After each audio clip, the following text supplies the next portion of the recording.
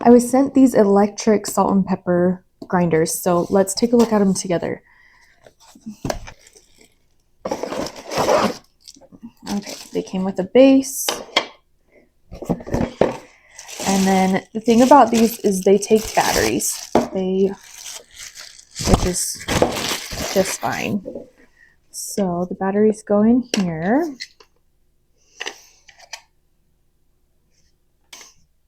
Okay, so they each take 4 AAA batteries. This is where you put in either the salt or the pepper. You just take that off.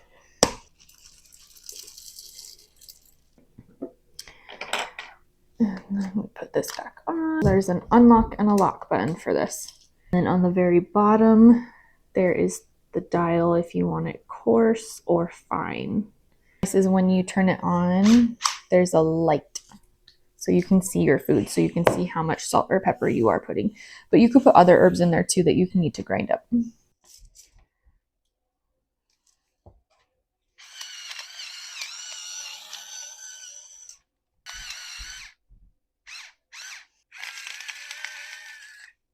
Whoops, that was